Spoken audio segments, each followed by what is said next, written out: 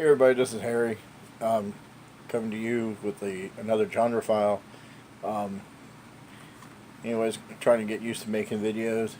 And anyways, this week's topic is war. We're going to talk about the Patriot, Revolutionary War period film, which is um, based on fact, but a lot of fiction involved in it.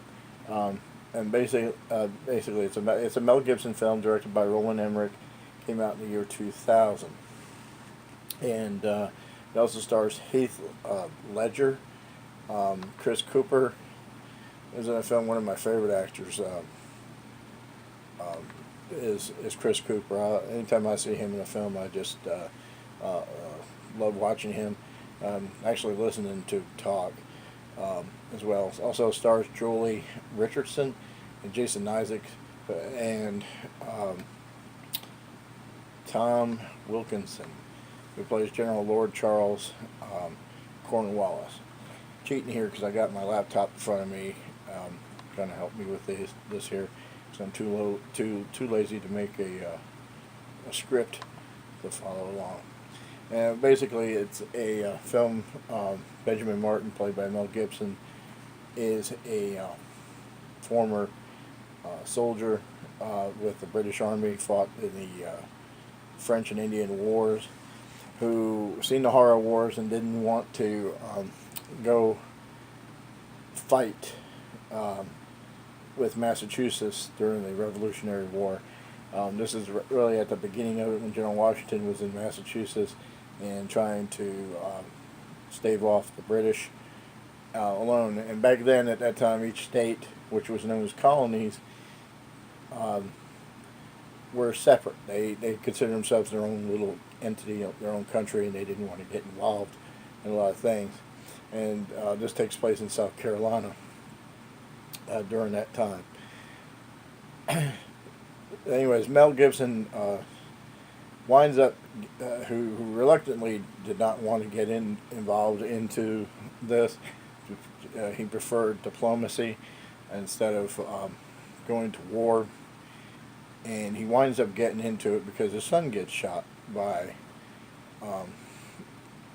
Colonel Telvison, who's played by Jason Isaacs in the film, who is really a badass in this film. He has to be one of the most hated evil persons I ever seen in a movie. I really, every time I've seen him, I've just seen hate in this guy. And basically, what Jason Isaacs or Colonel Tavington is a guerrilla warfare type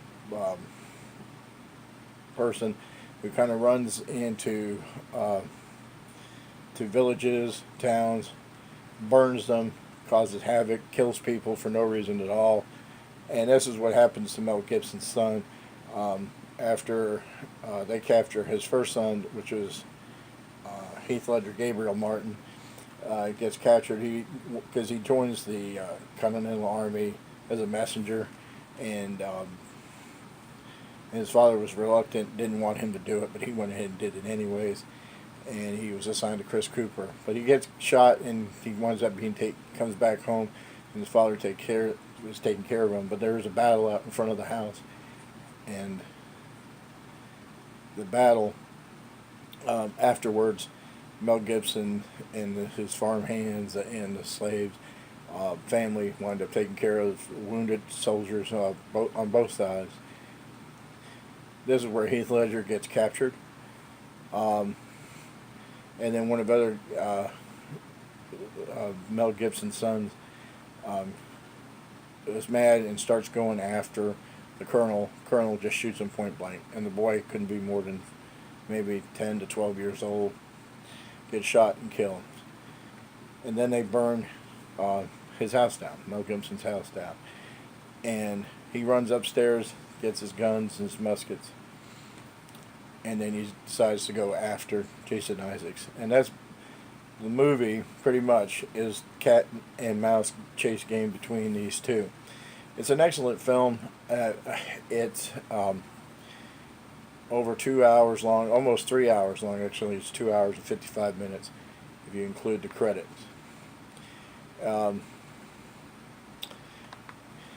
Like I said, it was directed by Roland Emmerich, who directed films like Independence Day. Before that, about 5 years before, um, The Patriot, and he is also, uh, excuse me, did Godzilla as well, and that there was the movie before The Patriot, and then after that was The Day After Tomorrow, was another film that he directed right after The Patriot in 2004. It was the cinematography in this is the beauty. It's beautiful. There's nothing more I can say about that. It's getting darker in here because it's fixing to rain. Like I hate doing this because I'm shooting. There goes my phone. But it was director of photography was Caleb Deschanel. Excellent cinematography in this film. Beautiful landscapes. The war scenes were shot beautifully. There were CGI used in this, and there is some very graphic scenes in this during the battles, like cannon fire and the people losing limbs, losing a head, such like that. It was nominated for 3 Academy Awards back in 2000. And let me check here real quick. I know this is unprofessional, but am I a professional? No, I'm not.